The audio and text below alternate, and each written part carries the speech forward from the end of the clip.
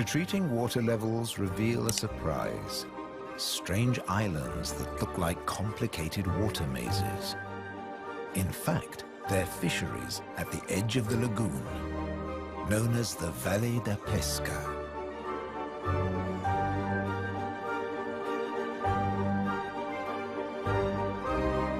They've been worked by the same families for generations, using a simple but ingenious method.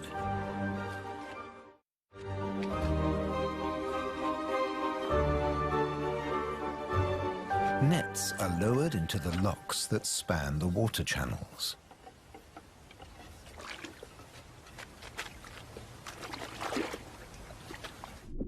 In the springtime, the locks bar the way to the young fish that stream into the lagoon to feed.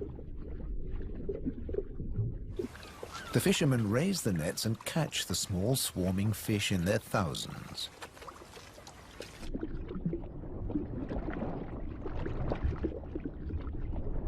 It's easy to scoop them out, but these fish are not for eating.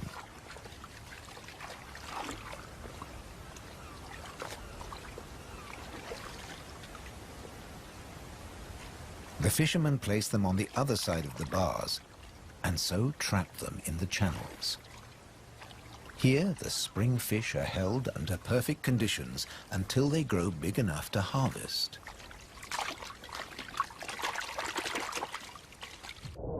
In the autumn, when the fish try to return to the sea, they're simply netted again. This time, they don't get away. Kingfishers have a more dramatic technique.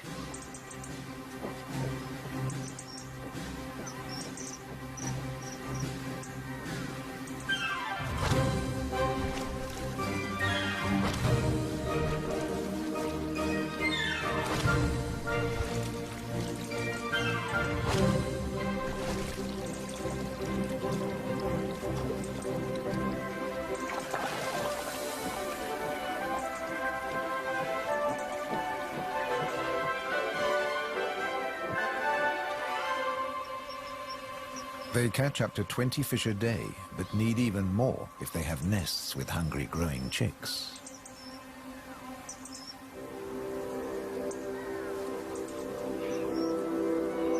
It takes enormous skill, but also violence. A sharp blow to the head stuns the fish. And when it stops wiggling, the kingfisher can turn it round without fear of it escaping. The scales and fins of the fish need to be in line.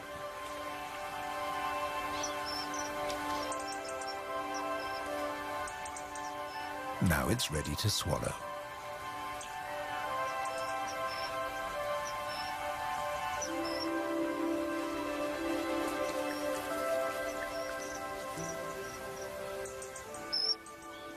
These shallow, brackish waters at the edge of the lagoon are perfect hunting grounds for a kingfisher.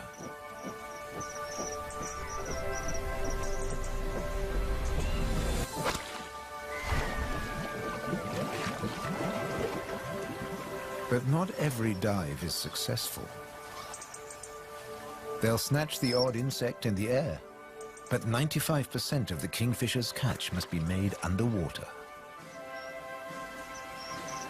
The cormorant has an easier life, as does the little egret. And some don't even get their feathers wet while hunting.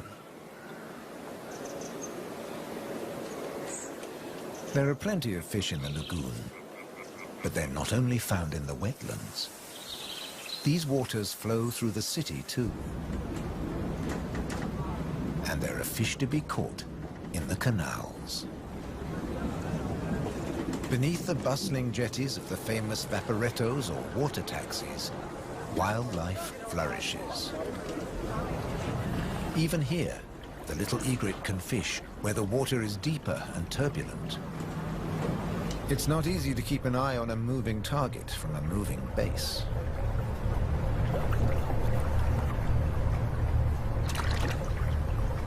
But persistence and patience pay off.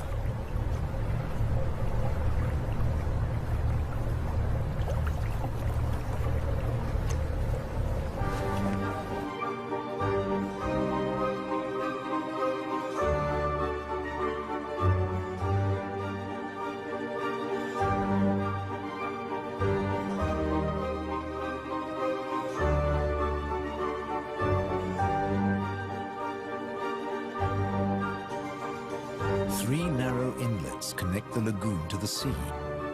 They're known as bocche, the Italian word for mouth.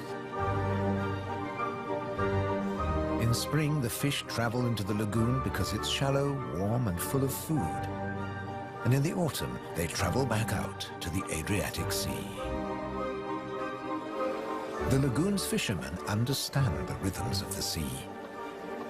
But there was one phenomenon that remained a mystery for many years.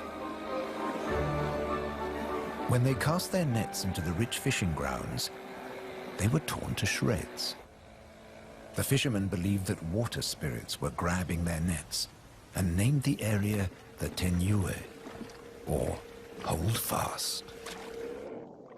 The Hold Fast was in fact a jagged reef, an unexpected and magical aquatic paradise.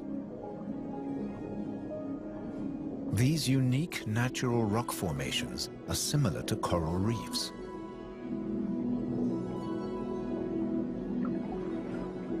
They're home to all kinds of remarkable creatures. Serpent stars, or marine annelids.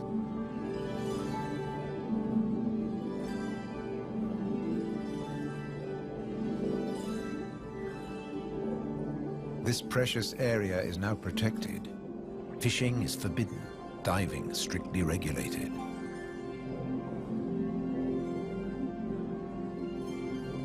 Even harvesting a shellfish delicacy like these canestrelli is banned.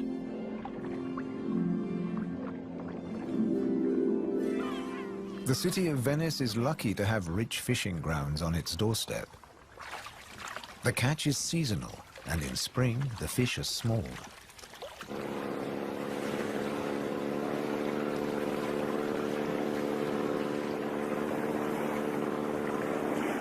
But the fishermen will go out, as long as they can find a buyer. Only the weather can hold them back.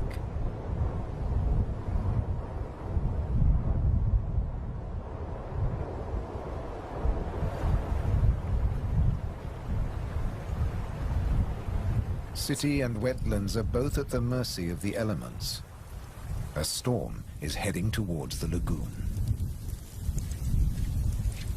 When rain-bearing clouds build up against the southern face of the Alps, and when warm southerly winds whip up the sea, water is driven into the lagoon, flooding the city and engulfing the swampland. This extreme high tide is known as aqua alta and can be disastrous for ground-nesting birds. Thankfully, it's rare in the springtime. It strikes more often in the autumn. Storms can vanish as fast as they arrive, and the limpid sunlight that Venice is so famous for bathes the city again. In early summer, Venice teems with tourists. The Bridge of Sighs is a popular attraction, but few visitors realize that real Venetian life is happening just a short distance away. In the Giardini, a spacious and peaceful city park, there are some surprising residents.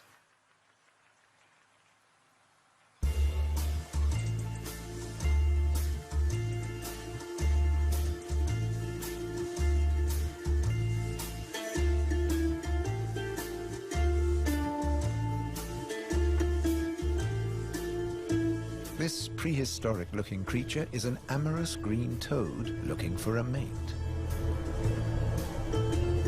After all, this is the city of romance. But for a toad, finding a partner in a city isn't always easy. Even a quiet park is full of danger and disruption.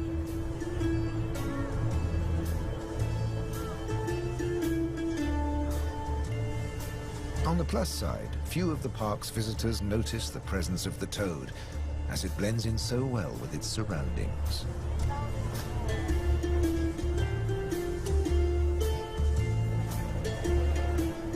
Another of the city's visitors is far more conspicuous.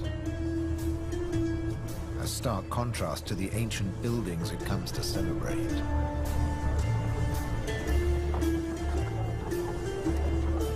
and a danger to the fragile city. The toad at last finds a more secluded waterside spot. Soft light, gentle fountains, the perfect place to mate. Venice is full of secret places hidden away from the main tourist routes. A traditional gondola repair shop nestles between the city's Zattere and Dorsoduro districts.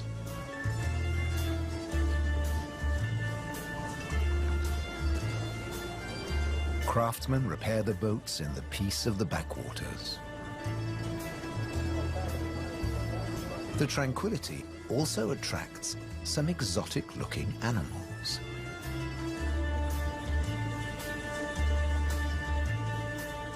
Geckos are not native to Venice, but they've settled in well here.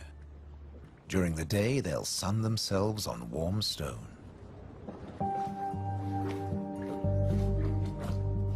They're waiting for nightfall, when the insects they eat will emerge. And in the golden light, birds that hunt geckos settle in for the night. Terns fly back to the safety of the colony, and others enjoy a final bath. Evening always brings a measure of peace to the city. The Grand Canal is now very quiet, a perfect time for the gecko.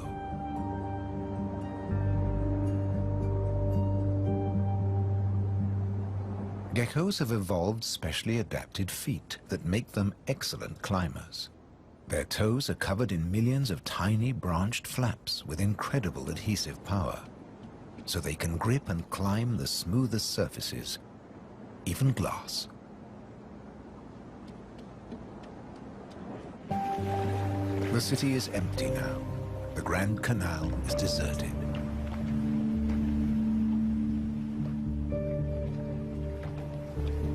The evening's activity has passed to Venice's bars and restaurants.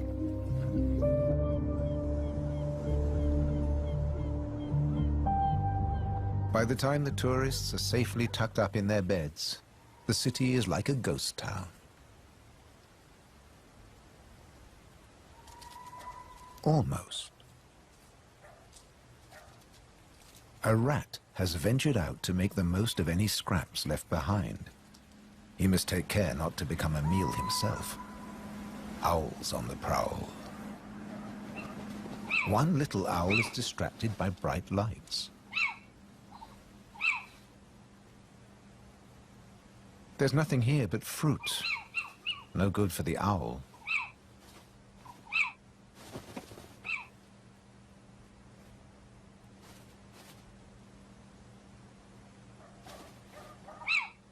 This house call hasn't paid off. Time to make a swift exit. The lucky rat will make it home tonight.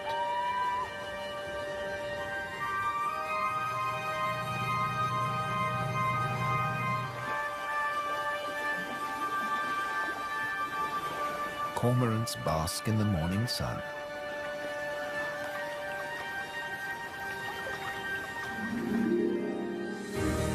The terns start fishing early. The colony is now a hive of activity.